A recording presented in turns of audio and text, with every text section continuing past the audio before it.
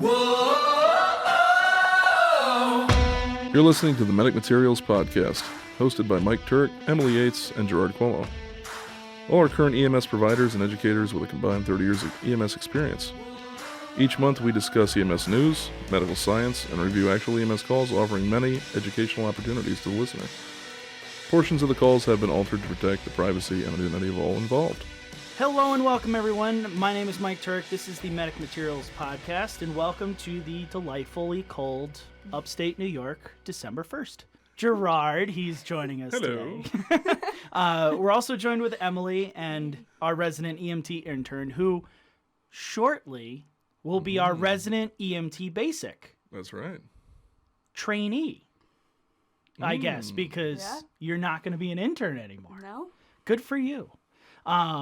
So today is our discussion episode, and on the 15th of the month, we're going to be doing the review for this discussion. But EMT class is winding down. So the concept and the thought process that you're almost an EMT basic is right over the horizon. And that's what we're going to be talking about. Gerard came up with this fabulous idea in that we don't really teach people that are coming out of EMT class how to prepare to go into EMS. That's true. We're taught, here's what to know. See you later, bye. Just enough to make you dangerous. Just enough to make you dangerous. Just enough to make you make mistakes, get you in trouble with employers and other, fellow employees, and, there's plenty of life lessons that we could tell you about in this table, and we'll go over a few. Yes, this episode is geared towards the EMT that's just literally testing out, but the paramedics, the EMTs that have been established should be listening to this as well, because I'm going to tell a few stories that are personal to me that I pass along to every single EMT student I ever teach to try and tell them, listen, here's my fuck-ups. Don't do the same thing. Don't be that guy. If you're that guy and I'm telling these stories and you're like, oh yeah, I'm totally that guy. Don't be that guy, right? That's why you should be listening to this. So You weren't the guy who got out of the ambulance the first time and said, "Scene save BSI," right? never. Okay. I never was that. But I was the guy that got kicked out of a rescue squad because I drove to a scene with a person that wasn't a certified driver yet and then had that person drive to and back from the hospital. So make mistakes, right? You're like, yeah, I'm awesome. I need to do this CVA call. And then you're like, oh shit, I could have just totally offed 15 people on the way with this driver that has no idea how the fuck to drive. Right.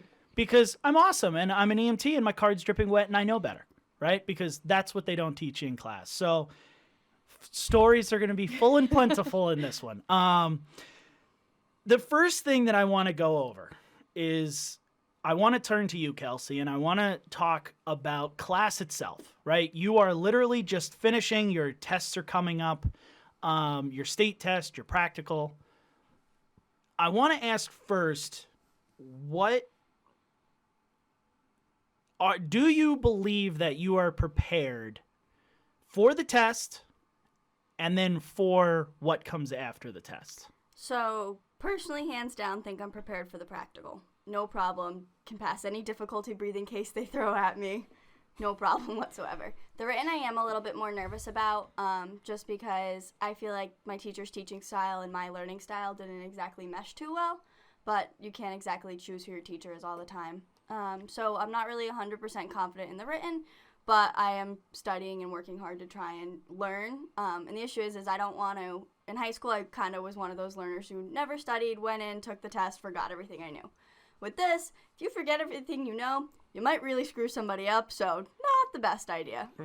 So I'm really trying to retain and understand what I have to know this time around versus what I did in high school, which was just know the equation and find X or whatever random history fact I had to know to pass. And I think that tells a lot because there isn't a lot of teaching to understand concepts in EMT class.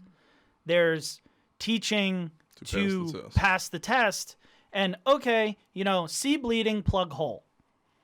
See shortness of breath, give oxygen. There's not a understanding of like, hey, we should probably know why we're plugging the hole, right? Or why we're giving oxygen or this amount of oxygen or this medication at the time. And I feel like that's an emphasis that have been lost in EMT class, at least in our area. Like, we make it an emphasis in our classes. Yeah.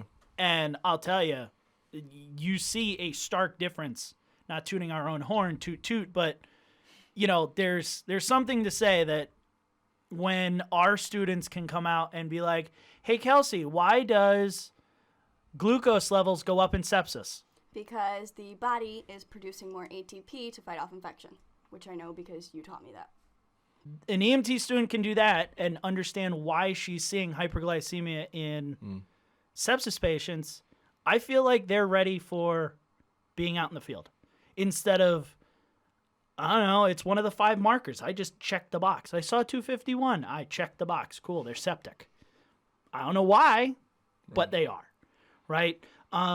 You've been studying, you're studying with us, you're studying with Emily, you're riding. That's the big thing too, is you're a junior where we all ride. So how do you feel like that has prepared you over just like, hey, I just joined an EMT class because I wanted to do this for a living and no prior experience whatsoever?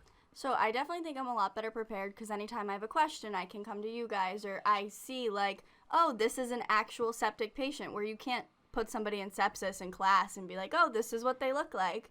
It's really hard to portray like that actual image, and that was a scenario that Gerard had ran with me where he's like, there's something that you're looking for, but the issue is if you can't actually see it, you wouldn't know what questions to ask. Right. And that I try and do in my lab scenarios is give you that look, right? Yeah. When you have a sepsis patient with a UTI, I will create a bag of nasty urine for you to look at. He did. Right? It might only be iced tea. He won't drink water for 4 days. And I'll give myself a UTI on That's top right. of it. It's cloudy. There's shit floating.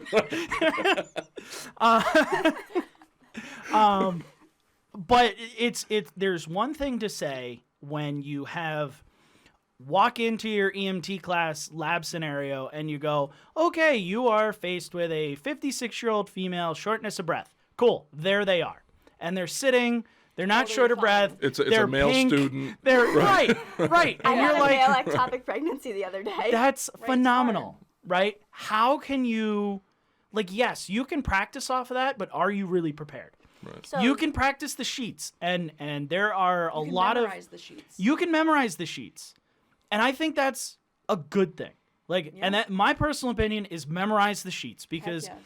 when Kelsey goes and does her first call without help, and she gets flustered, she's Right going back to on fall sheets. back to initial A, B, C. What do I have to do? Those sheets, as mundane as they are and as stupid as everyone thinks they are, memorize them. And I think they're the greatest thing that you could learn from, because it gives you that foundation. Even though you don't realize it, you're going to use it for the rest of your career. And it's going to put you into a rhythm that you're going to do on every single patient. So you're going to hit every single point every single time. Right. And we've all talked outside of here in that EMS is the same everywhere, right? Circumstances might change, patients might change, but the way you conduct a patient assessment is the same.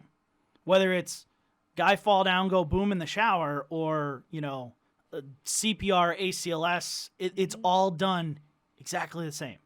You're going to run 1,500 difficulty breathing calls, every single one exactly the same. Circumstances might change, but they're all exactly the same. And once you get that in your mind, you'll be like, wow, EMS is easy. I don't have to freak out because it's like, oh, man, I don't know what I'm looking for. Right? This is the same difficulty breathing I've seen. Again, maybe circumstances change and I have to tweak here and there, but I'm prepared for this. Well, that's where the sheets come in. It's for the people that don't have that, hey, I've seen this before. Right.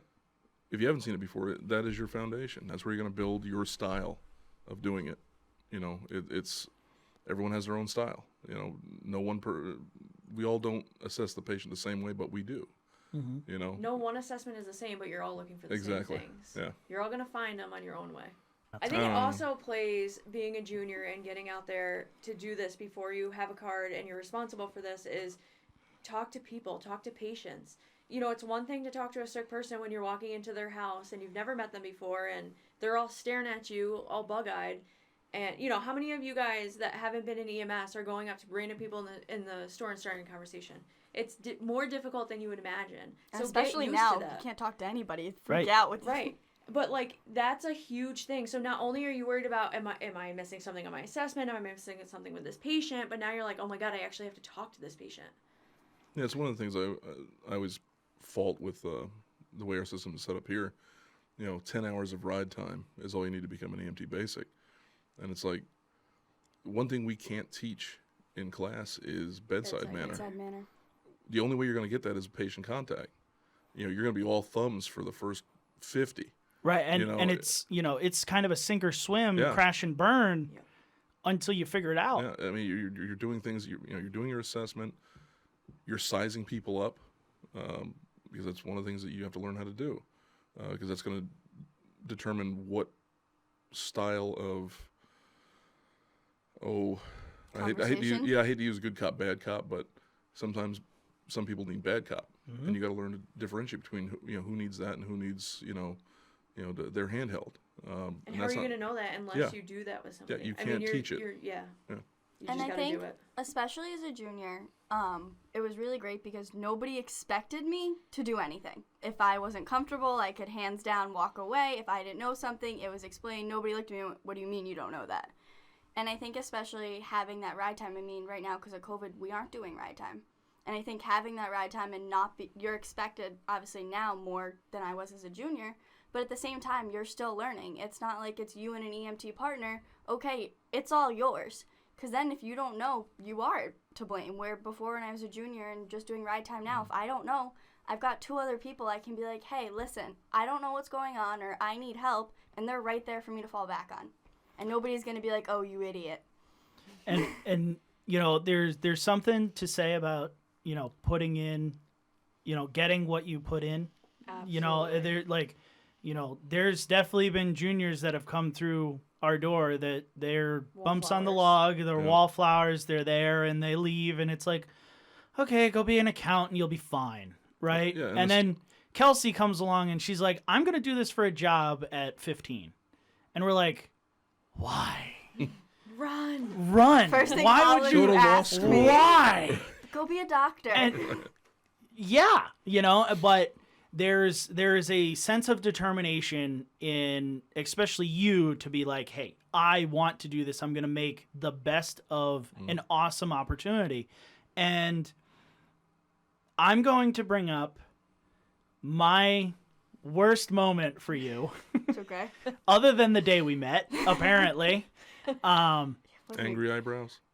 So she bitch face? No, he flat out told me no, and your husband didn't even defend me. A little bit of both. Shocker. A little bit of both.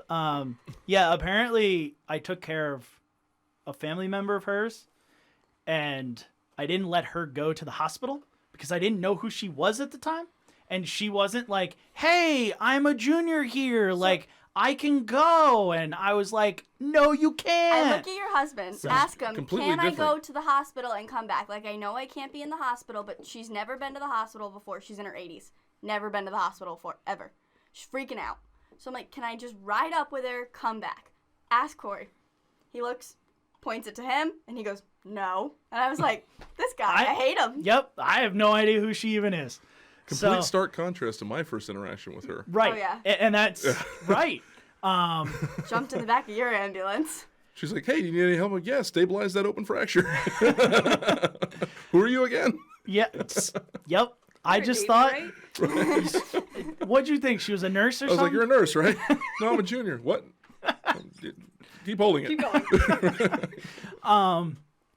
So I kind of put you into a tough spot recently where you were riding as a third on one of my shifts, and there was a very BLS level call.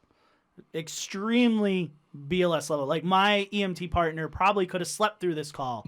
It was so BLS. I think he did. Maybe. Might have. And I go, okay, here you go, Kelsey, and dump it in her lap. I'm like, you are the person in charge from here on in. Ask, our other EMT if you need anything. I'm going to go drive. See you in 30 minutes. Yeah, he went, I'm the driver today. But that's the time to do it, because that's the time that you have to fuck it all up. Yep. When you have somebody else right next to you, that's the time to take that and learn Because from if I was going to kill somebody, hopefully he would have said something. Maybe. Unless he was Wake sleeping. him up. just wake him up. Just wake up. Hey, can I do this? But I want to touch base on that, because that is exactly why I did that, right? Exactly. When you are in your ride time, and do more ride time, You have your right? safety net. You have your safety net. Yeah. When you're an intern, you have that safety net of FTOs sitting there going, okay, I'm going to let you fuck it up a little, but I'm not going to let you fuck it up to where they're dead. Right. Right? I know that was overwhelming because I gave you 2 BLS patients, and you have never had 2 BLS patients. No. Now, granted, they were fairly, easy vital signs getting information, but how did you go through that other than, oh man, I hate Turek for this, the entire time? I didn't even hate you for that, because I was definitely overwhelmed, and you could see it. Like, I had to take a minute and step outside before I went and gave the nurse's report. Like, I was over the top overwhelmed, because in the back of my head, I'm like, oh my God, what if I just screwed these 2 people up? And I'm like, wait, he wouldn't have let me screw them up in the back. And it took me a while to come to that realization, because it was technically an MVC, very, very tippity-tappity-tap MVC, no damage to the car or anything, but 2 patients. And I have been on 1 car accident when I was 16, so 2 years ago now. I didn't really know the questions to ask, so I was really thankful that you asked the questions for me. But I was really out of my depth. We don't cover MCIs in class. We never covered, okay, you're given 2 patients, what should you do now? And so I honestly, at first I was like, oh my God, what do I do? And I definitely was like, and I looked right at the other EMT and I was like, what do I do? I was like, who do I start with? He's like, just pick one. And I was like, oh, and really, that's easy. Yeah. that's as easy as that. Flip a coin. Yeah. Who wants to go first? And that was the hardest part for me, was getting and starting, because there was 2. Do I do the assessments at the same time? And I asked my sample questions the same time, and then when I got to the OPQRST and the actual assessment, I did them each individually. But to be thrown that, I was really oh my God, what do I do now? And I definitely got overwhelmed, but I was upset with myself, and then I took it as a learning experience, and I went, okay, you sucked a little, but that's okay. We're going to keep going and not do it the next time. And That's the key. And that's the key, right? My father-in-law has always said, and you and I spoke about this, where we have different P's for stuff, but my father-in-law has the 5 P's, right? Practice prevents piss poor performance. And I know he stole that from somewhere else. God only knows where. But it's true. The more that we see stuff, the more we practice. Now you have something to where you can fall back on it, right? We've talked 100 million times to beat the horse to death about previous experiences, right? They dictate how we're going to do other things in this industry, other treatments, other whatever. Now you have that to be like, hey, I am not going to be scared shitless that I have 2 patients, right? I've rocked it out before. I know where I need to do better. I can do it, even better next time, whatever. I think there's something to be said about doing a junior program if you have it in your area. Yeah. It gives you that ride time without actually being in class. And no expectations. You're not responsible for anything that you don't want to be. You're coming just to have a good time. You're coming to learn, you're coming to have fun, and I think that really sets a foundation. Yep. But even if you don't have a junior program that you can get into, if you're not a junior, if you're, in your 20s, 30s, whatever, you're wanting to become an EMT, Go ride. Yeah, they say, 10, hours minimum of ride time. Well, it's minimum. Right. When I did my EMT place I went to, I did my first 10 hours in one day, and they said, if you want to come back, you're more than welcome. And I did. Yep. And I think I rode something like 40 hours. And I think a big thing is if there's a call and you can go. Because that night he was explaining pneumothoraxes to me. And that call went and then 2 more went. And I went on all 3 that night. And I was in a sweatshirt and jeans because I wasn't planning on going on any call. But the call came out and I'm going to go. I got my first 2 RMAs that night. I've never seen anybody be RMA'd before. So you go if you have the opportunity. And that's how you learn. Yep. I wholeheartedly agree. So I want to jump from the skills portion to attacking the test, right? Not so much the PSE because run your sheets until your eyes bleed. It's more or less the only thing I can tell you. And what is the most important thing to bring Gerard in a PSE situation? A watch with a second hand. God fucking right. Don't give not me your a phone. pulse rate and whip out your phone. Right. Drives me nuts. Because Gerard and I will remove the clocks out of... Oh, you and I both. We will remove the clocks, and we will remove your phone, and then you're fucked. And I hope other people do that. The state removes your phone. Well, yes. You can't bring it in. Yes. So that's the other thing. Like, what are they thinking? I never understood it. You and I harp on watches until... like I said, we're blue in the face. Whenever COVID's over and we have our next class... I have a big Flavor Flav clock that you wear around your neck for the ladies that continue to show up without a watch, and I have a little nice Hello Kitty watch for the fellas. Yep. For when they do the same thing. Yep, because inevitably they will. Yep. The whole class. Yep. So diving into attacking the test, right? There's a few things that we need to talk about in the actual test format, right? At least in this state, I know with the National Registry, they don't throw you anything like short answer or give me an essay. They give you 4 multiple choice. That's it. Yeah. And there's 100 of them, typically. New York State gives you 110, 10 of them don't count. So you're taking 100, multiple choice. A lot of people are petrified of this test. And, I mean, New York does not make them easy. Biggest thing I always hear is, I'm not a good test taker. Right. Bullshit. Yeah, I hate it when I hear that. Yeah, I know. So at this table, how do we tell people that say, I'm not a good test taker? Okay, suck it up, Buttercup. Life's tough, get a helmet. Right? Yeah. That's the first, oh my God, that's the first time. It took 6 episodes. I finally got to use my helmet remark. Oh, that makes me so happy. Can I get that on a plaque for my wall? Life's tough, get a helmet. Good old Sean Hunter, Corey Matthews. Oh, it's great. I actually know that reference. Good. Thankfully, we didn't mention anything about Han Solo. Shush you. He's sitting in front of me, and he agrees. As is Boba Fett. So... what do we say here as a table in that, hey, you can pass this test, here's some ways to do so? Honestly, if you can go through your book, and I'm sure we'll touch on this on, I think, another episode, and really know your review questions. Go through the review questions.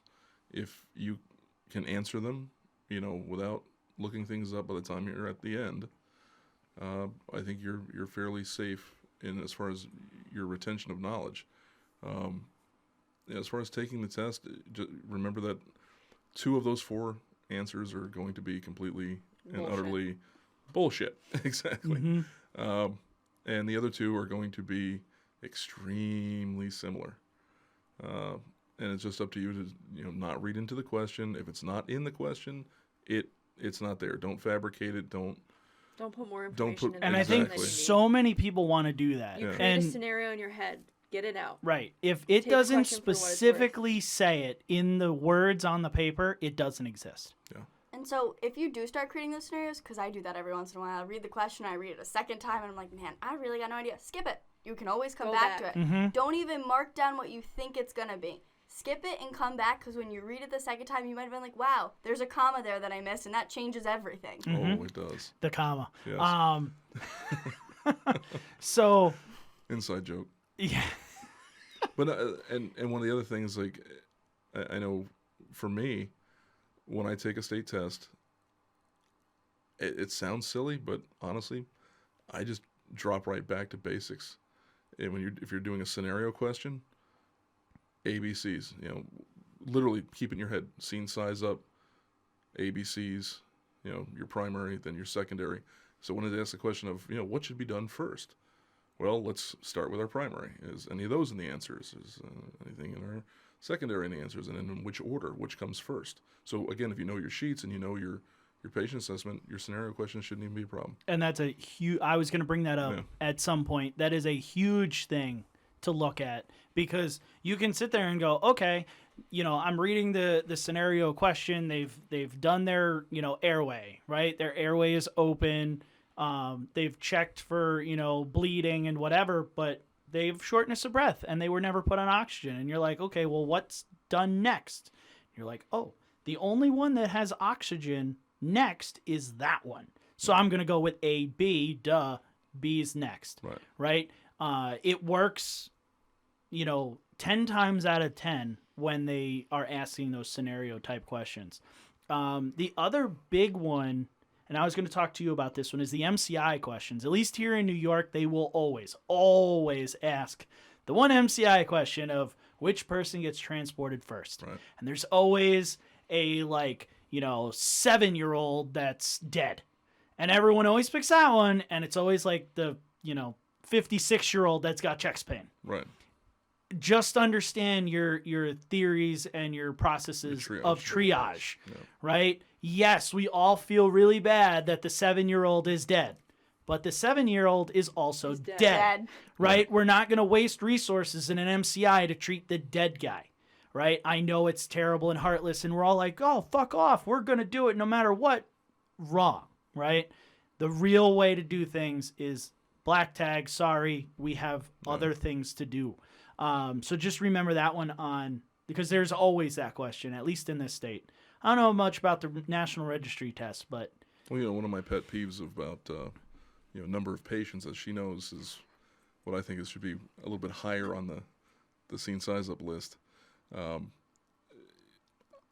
of the greatest, examples of that was on a state test I took.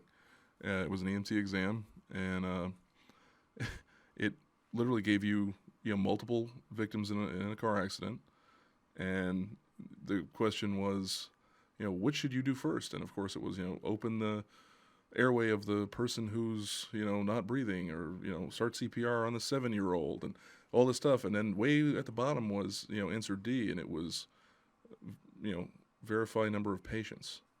Mm-hmm. Yeah. That was it. And that's it. Because again, where does it fall on your sheet? Your initial stinking assessment, right? Yep.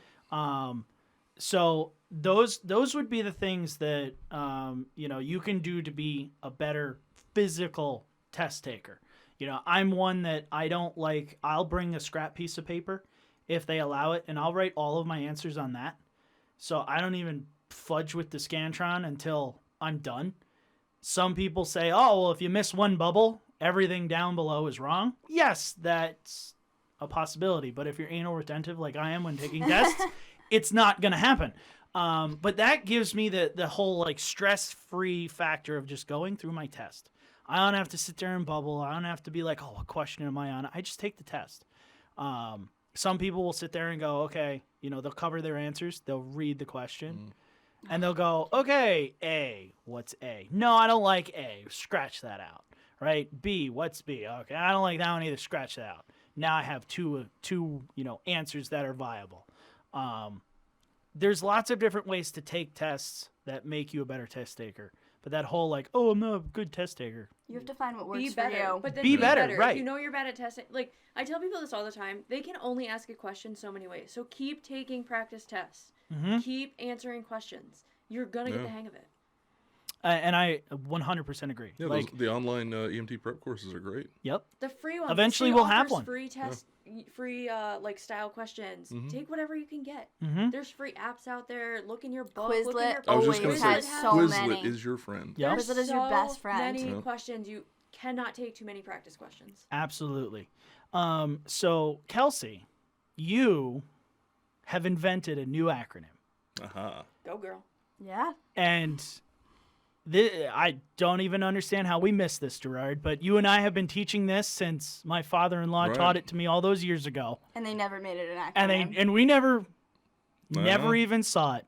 The writing was on the wall the whole I'm a time. paramedic today because of it. Yep. And you guys are going to listen to this next bit of test-taking advice. These are the 4 keys to passing every EMT paramedic exam ever created. And you're going to listen to these and you're going to be like, you guys took acid. And I'm going to go, but you'll pass. Right. Right? That's as simple as that. So what is our fancy acronym for this? Test-taking awesomeness. So the acronym you need to know is SCAR. SCAR. It's even badass. Right? Like, it's SCAR. Scar. I just scarred my way through that test. Damn, I like it. So, I'm here's gonna go what. buy a Harley now. It's on the next t-shirt. No, that's We All Suck. It has to be the It has next to be. Yeah, it T-shirt. does. We All Suck. I already have the stickers made. And then I just need a T-shirt made. We all suck. When we're talking about SCAR, the first thing that you need to do for S is eat a lot of salt. Consume as much salt as you possibly can prior to your test. So you're driving to your test. You are, you Without got going into renal failure. right. Right, we- Or I don't want somebody just, like mainlining freaking, Morgan salt. I mean, you could. But take your bag of pork rinds, take your bag of Munchos, whatever. Salt and vinegar chips, personal favorite. go. Yep, salt and vinegar chips, whatever it might be, down the bag, right? Why, you ask? Salt increases perfusion, right? Salt and blood pressure go hand in hand. So when you have a lot of salt in your system, it raises blood pressure. Blood pressure raised perfuses noodle more. More blood to noodle means more concentration, more ability to think properly when you're actually trying to think like really hard about test questions, right? So you want that increased perfusion to the brain. Next, C, caffeine, right? You don't want to be tired when you're taking your tests. So while you have your pork rinds, grab a Red Bull. I don't care. Give yourself, explode your heart with the salt and the caffeine. I don't know. But what else does caffeine help you do? What else does caffeine help you do, Gerard? Caffeine helps you concentrate. It does. It Because does. what is Ritalin? What do they give people with hyperactivity disorder? Whole shit tons shit of ton of caffeine. artificial caffeine. Your concentration will be better if you're high on caffeine. Yep. So I typically like a Coca-Cola product, but I mean a Red Bull, a whatever Iced is coffee. an iced coffee, whatever it might be. Apple Caffeine. Monster. See, yeah. No, that's the only See- reason I passed nursing. Okay, so when I was in college and I was doing all-nighters for art school, I would do a 44-ounce from the Wawa, because this was Pennsylvania, so we had Wawa instead of Stewart's. So I do a 44-ounce Wawa, 3/4 Pepsi, 1/4 Mountain Dew, and a NOS shot of energy drink. I'm pretty sure I'd that definitely be puking. no, it out. Now I understand hold why on. you have a pacemaker. I'm pretty sure that is the reason why I have a pacemaker. It all makes sense now. I'm so damn old, they don't make the caffeine drink I used to drink. Tang. No. Oh, I love Tang. It was called Jolt Cola. I remember they- Joel. They actually had on the can, it said twice the sugar, twice the caffeine. They made no Nice. bones about it. Yeah, it's- And for all my military friends out there, Rip It is always a good fallback. So, caffeine is your second one. Okay. Next, you're gonna think I'm crazy. If you don't think I'm crazy already, is be pissed off, get angry, right? And you're like, why am I gonna go into a test Fuming. fuming, right? It makes no sense. I want to be calm. I want to be collected. My thoughts want to be there. Okay. Let me just paint a picture, okay? You come home smelling like dirty pirate hooker. You're a tramp, if you may. Right. You come home smelling like dirty pirate hooker, and your wife, significant other, husband, whatever, comes over and is like, why are you smelling like dirty pirate hooker? And you guys start a fight. I guarantee you will be able... That sock you left in the living room 5 years ago will come out, right? The things that you can remember from your subconscious when you're angry is unreal, right? Especially for the females. Every dirty deed that ever came out will be in that argument. That sock, the butter knife left in the sink that nobody cleaned. It's all there. That one text 7 years ago, that'll be there too. Exactly. The one time you left the toilet seat up, I don't forget. Exactly, right? It's all buried in the subconscious. So when you sit there and go... Jesus forgives, I don't.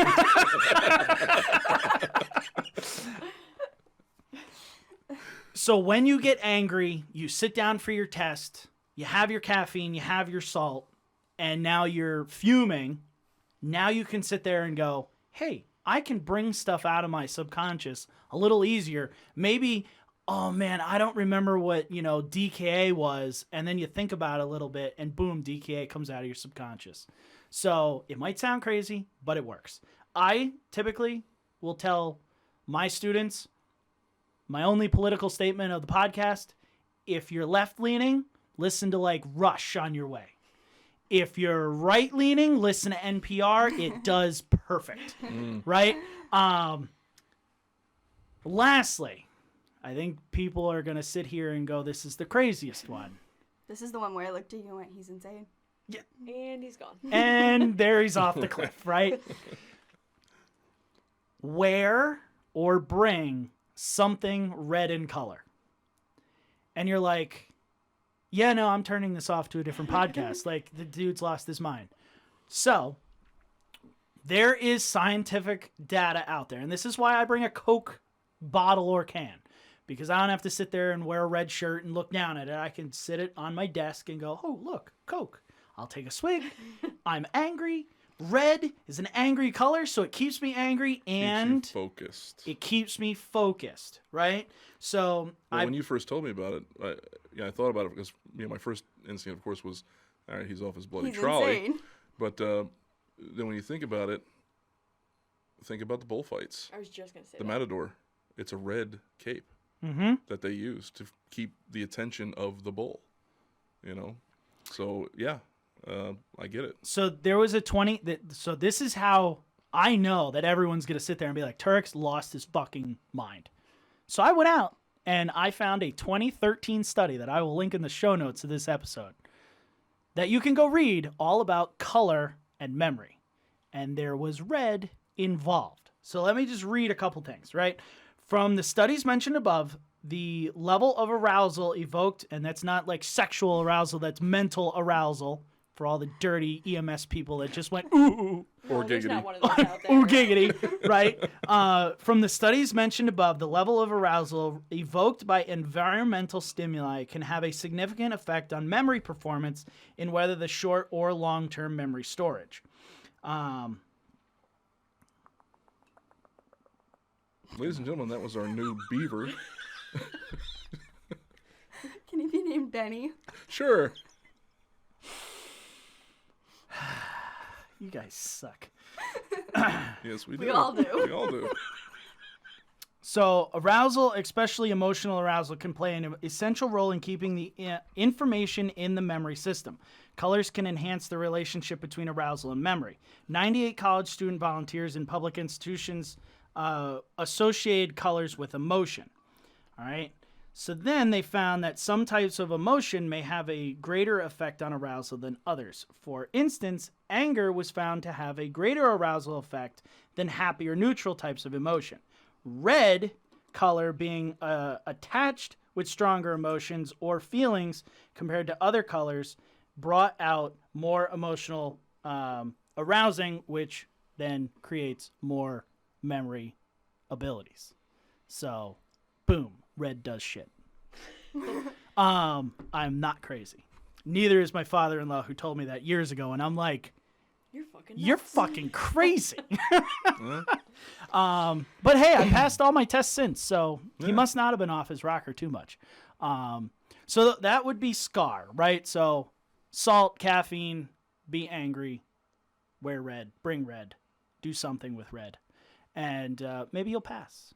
All of our students that I tell them, they're like, okay, and then they all show up and they're engorged in, salty crap, and I'm like, hey, awesome. Sweating profusely, and their bodies are going into shock. But they pass, so that's all that matters. What matters. That's what matters, But right? did you die? But it's kind of funny. I mean, just going to my Wayback Machine, a lot of my friends used to be fighter pilots in the military, and they swear up and down that the greatest fighter pilots aren't the super fit, brand new, right out of flight school, can run 5 miles in 2 minutes kind of people. The greatest fighter pilots are the fat major that's been doing this for 20 years. He smokes cigarettes, eats cheeseburgers at every meal, gets in the airplane, pulls 9 Gs, doesn't even faze him, spots airplanes, in places where they'd never even imagine you could see him. Again, salt, that the caffeine. I mean, just, and of course, being unhealthy is the higher is blood significant. pressure. I mean, how I feel about everyone says that being unhealthy is bad, but I mean, you see more people die at the gym than sitting on their couch eating shit, right? So that is the way that we would say prepare for your tests. The last thing I want to say about preparing for your test is cramming doesn't work. No, it does not. If you do not know the material, You're not going to learn it the day of your test. the night of, you're not going to know it. I'm going to tell you, So- the day before your test, Do nothing. Do get a nothing. massage, go out to dinner, go see Get a laid. friend, get Anything, laid. anything but EMS. In the morning, go get your coffee, get something salty, have a great morning. Stop cramming. Get laid again. It works. So, when last year, do you want to time out? Oh, Which is going to bring us to your first 2 weeks in EMS, what to expect. getting Because laid. Gerard was going to make a salty joke.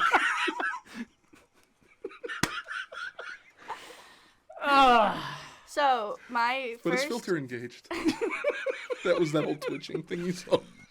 The slight seizure you have. Yeah, I went straight to CP.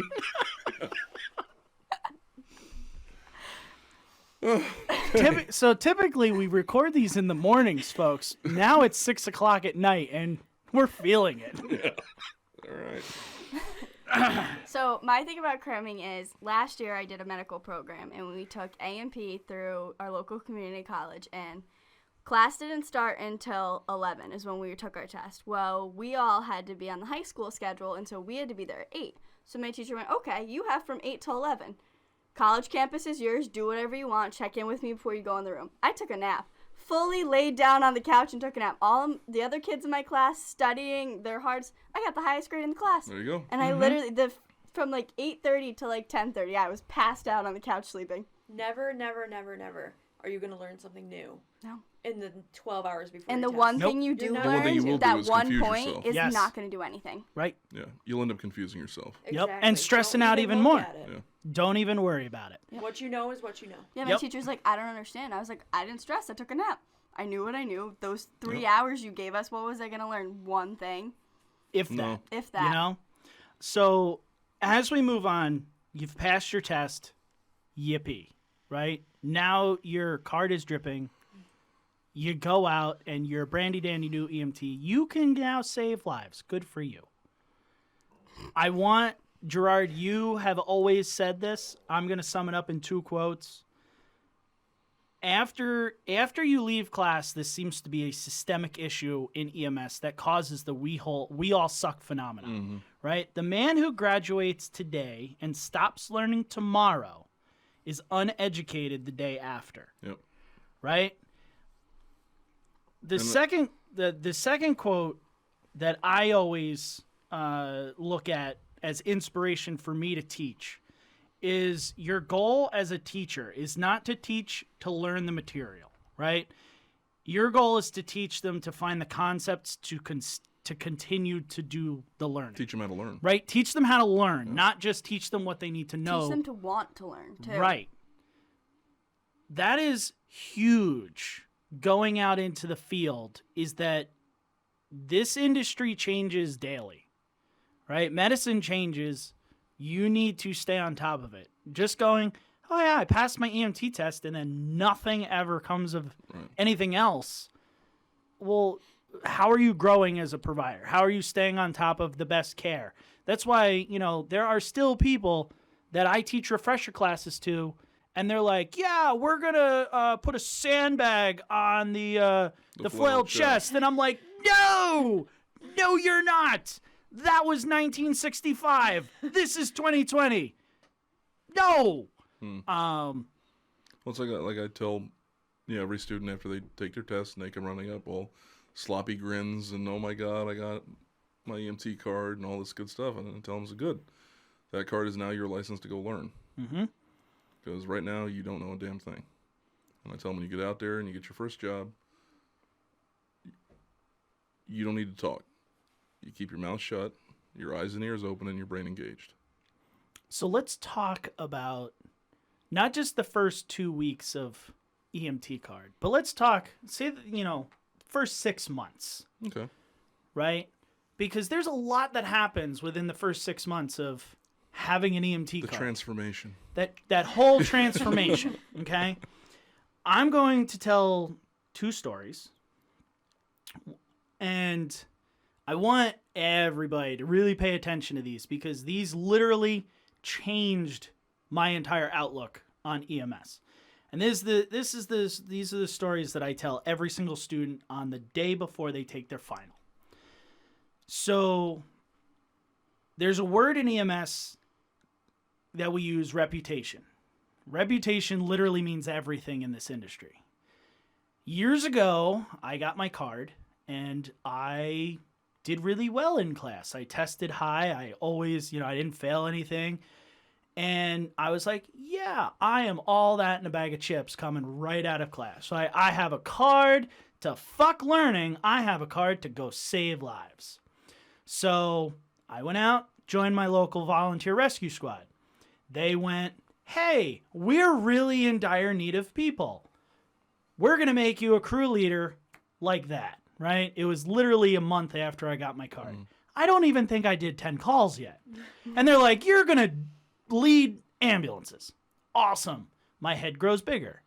Then I went and got my job with the paid agency. And they were like, hey, we're going to put you in the busiest truck because that's where we need you. We're going to put you with, over the course of the year that I spent with that agency, they put me in the busiest truck, in the city truck. They put me with the brand new paramedics because they were like, you're so awesome. We need you to teach people, right? Here's the FDO, thing for brand new EMTs that we're going to stick with you. Again, what happens? Head gets bigger, right? I'm not sitting there like, oh yeah, I should probably learn something or realize that I don't know everything. I'm just fucking awesome. So then the last thing is I joined my volunteer fire department right before I got my EMT card. About a year after I got my card, they're like, hey, we want to make you the medical chief for the entire department. And I'm like literally 22-ish at this point in time. And I'm like, fuck yeah, I'm awesome. Why wouldn't you do that? Why didn't you do it 6 fucking months ago, right? Head gets bigger. Now, I didn't have any problems with care. I had an ego problem, right? I was all that in a bag of chips. I was literally the paragod at the EMT level, right? Because all of this success happened, and I just ran with it. And I was like, they're giving it to me because I'm fucking awesome. Well, then I wanted to transfer into a new job. And that job, I interviewed, and they turned me down. And I sent them an interview again, like 6 months later, and they were like, yeah, we're not even going to contact you this time. I'm like, okay. So then, me being the persistent douche that I am, I was like, hey, 3 weeks later, what's going on? Are you going to, do another interview, whatever. So they never called me back. Instead, they send me a snail mail, right? Because this is days of snail mail. They send me snail mail literally stating, never contact this agency ever Oh my again. God, that's awful. So within my first year and a half of being an EMT, I was blackballed and blacklisted from my first EMS company. I had also, because of the story I told you at the beginning of this podcast, had lost my position at the Volunteer Rescue Squad because me being me, I'm an egomaniac. I want to do patient care. Fuck all the rules. It doesn't matter. So they were like, yeah, you're a liability. Go fuck yourself. See you later. Goodbye. I built a reputation to where nobody wanted anything to do with me because I'm all that in a bag of donuts. Until I sat down with my father-in-law, who literally said, dude, reputation is all that you have in this business. That's it. You could be the greatest provider that has ever lived with the worst reputation and nobody is going to touch you. Or you could be the shittiest provider. You have a 110% kill ratio. But you have the greatest reputation and everybody is lining up to hire you. Learn from the mistakes that I made. Reputation is all you have in this business.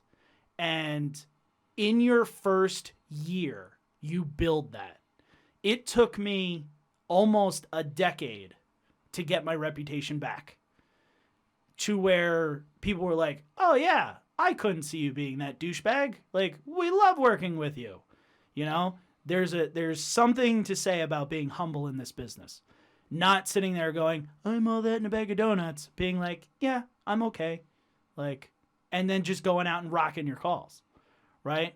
That brings me to my second theory. And I will, I typically don't say names of people, but this deserves to be said. A shout out, because, again, one of the best teachings ever, the Mike Kimmock dead fish theory.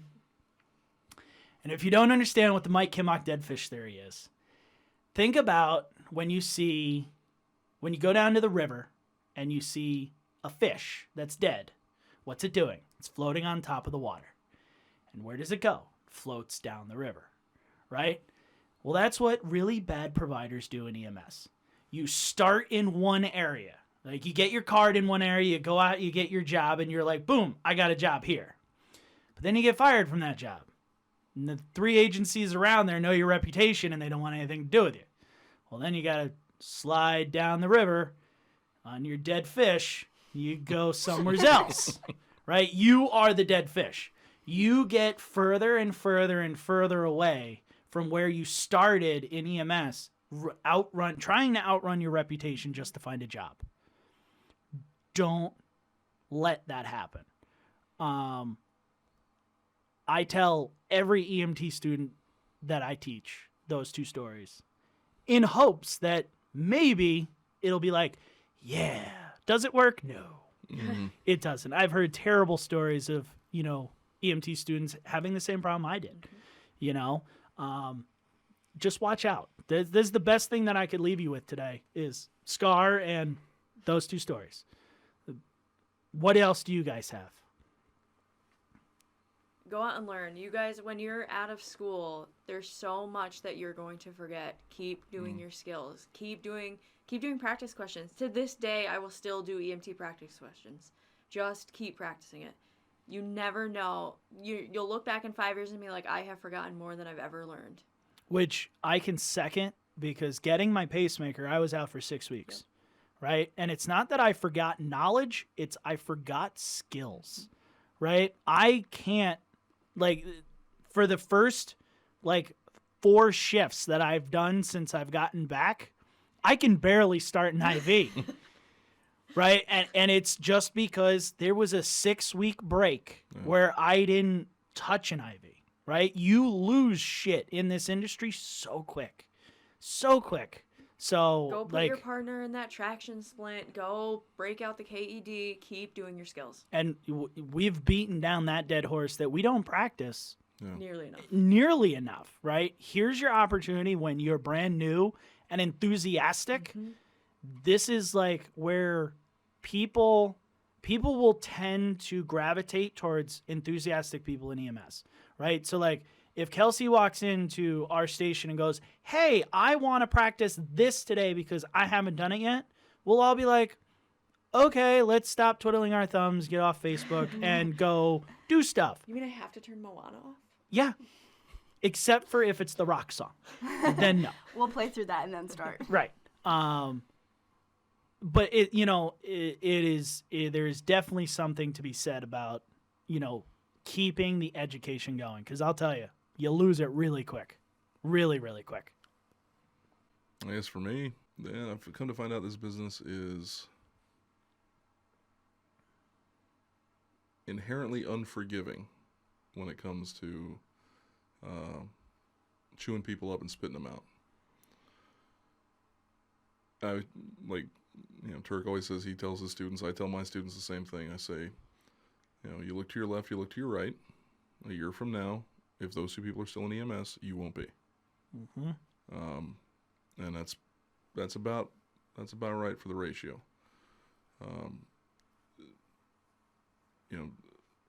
Going into this with this idea, and we do a disservice in class because we teach, hey, you're going to go save lives. Well, you rarely save lives. I'll put it that way.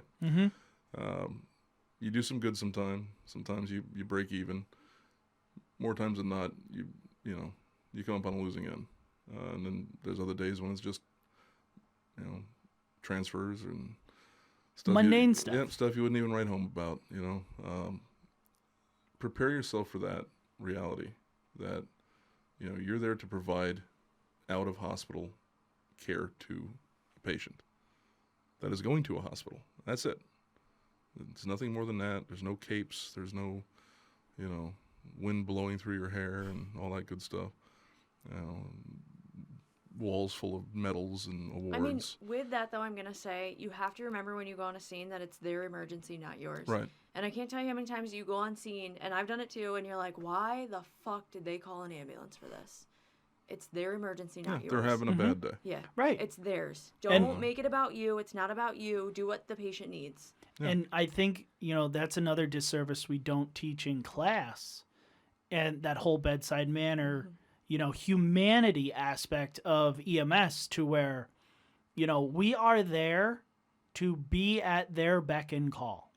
It doesn't matter if they call at 3:00 in the morning for toe pain, and they've called 60 times in the last week, right? You walk in there and you go, "Hey, Mr. So-and-so, how are you? What can I do to make your day better?"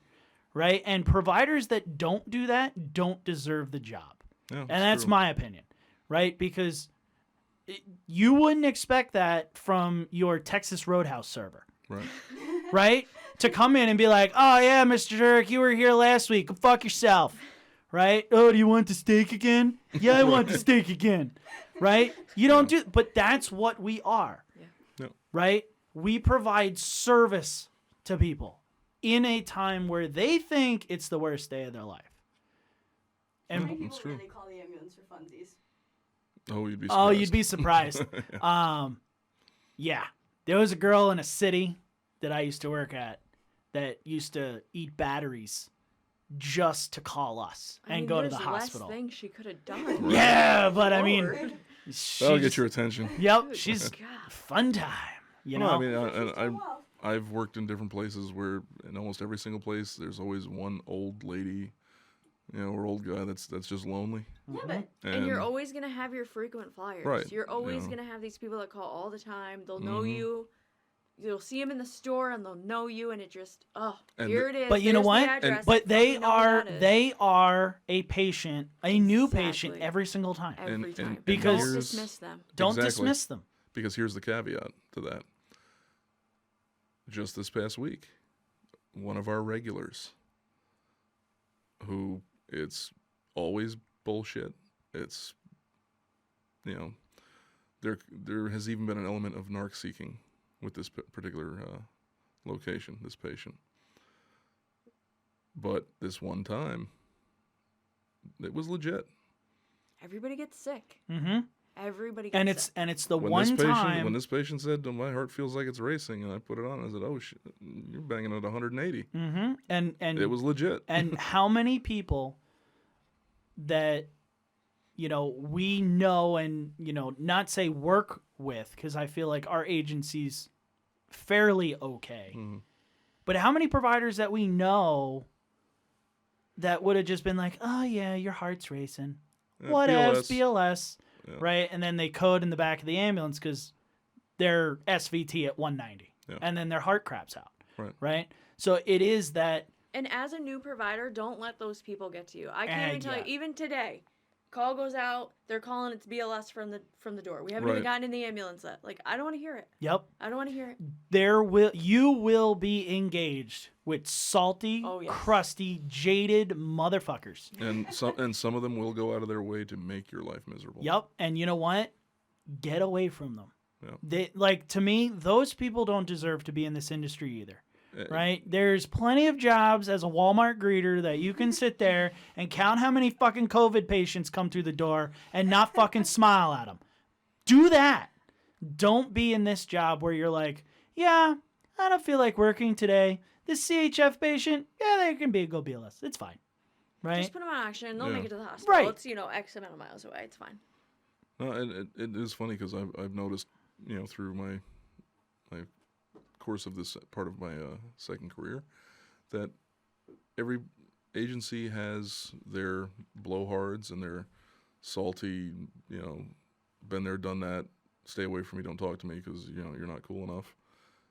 But they also have one or two, sometimes 3 or 4 really cool people that love taking new people under their wing and showing them the right way to do things and Find them and stick with them. They get the fact that we are only as strong as our weakest link, and if you don't train these people and get them up to speed and teach them the right way, when you need them, they're gonna suck. Mm-hmm.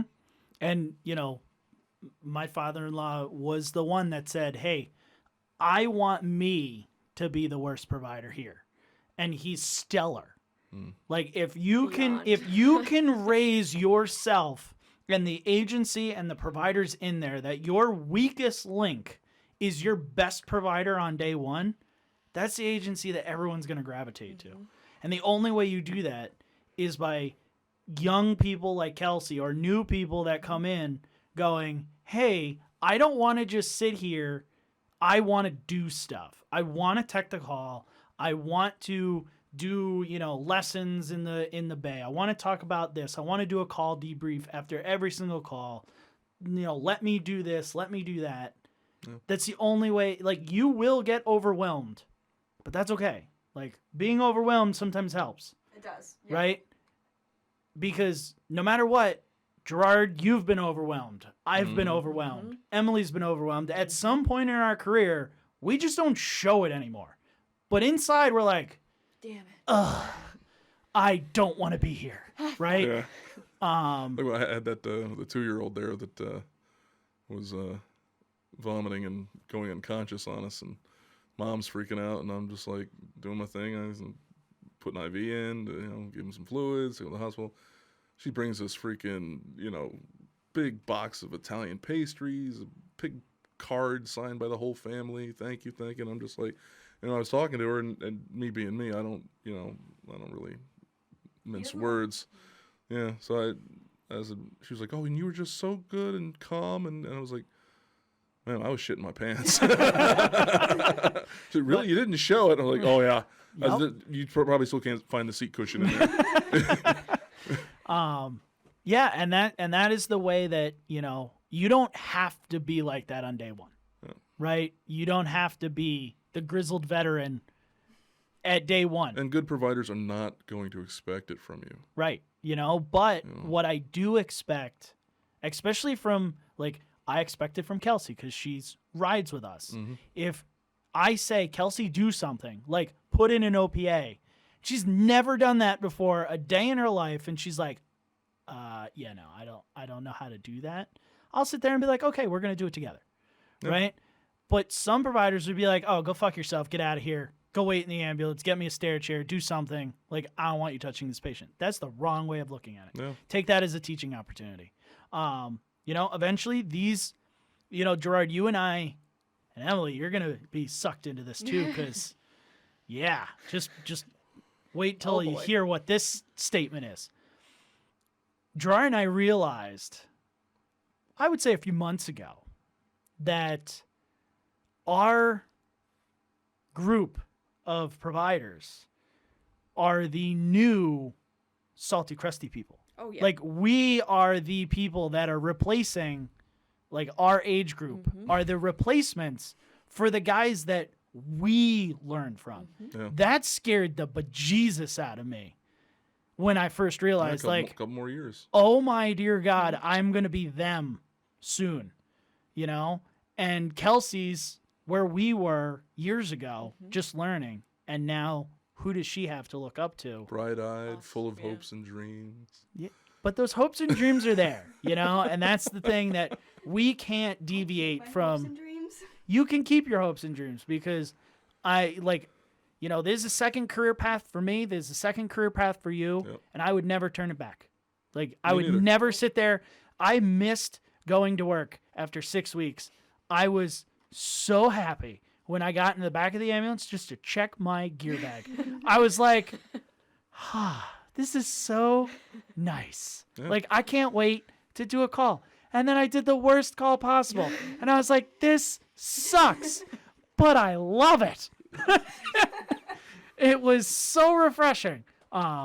So there was a very prominent educator in EMS that I actually got to befriend before his passing, and he was a cool guy.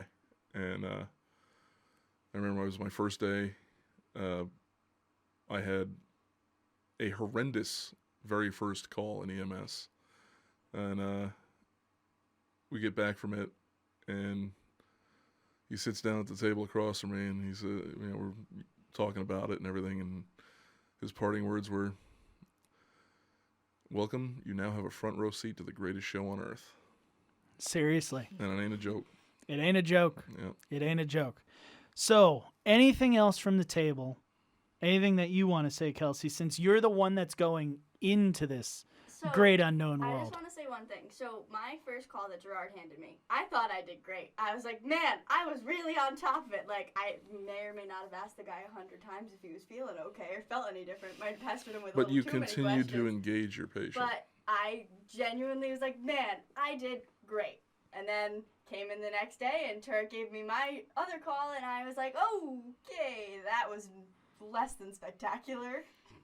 I thought you did fine. And that's the thing, is my first call went really well, and then I got that, and I think, you go into it with having expectations. I went into it thinking, okay, I'm going to be great, because I'm all that in a bag of chips. I'm all Right. that in a bag of chips. I am, a relatively decent student. I feel like I've learned a lot. And then it wasn't even an insane call, and I was like, ooh, I really know nothing. And I think there's a difference between having confidence and being cocky. You have to know what you know, but draw the line. If you know you don't know it, don't act like you do. There's that big part about being humble. Yeah. That whole humble reputation, willing to be a sponge and learn, goes a long way. And learn from people that want to teach you. Don't learn from the people that want to turn you into, stretcher jockeys and we're going to turn everything BLS to you, right? And because that will happen, the biggest, the last thing that I want to, you said go out, get calls, Emily. I think that is the biggest thing that you can do. Don't allow yourself to go out, get your EMT card, and then go, well, I'm only going to run fire calls. Or I got it because I really want to help out my local rescue squad that my parents were a part of and that my brother's a part of, and they do 6 calls a month. No. Go get calls. Do that. Sure. Help out your community. Be a volunteer. Awesome.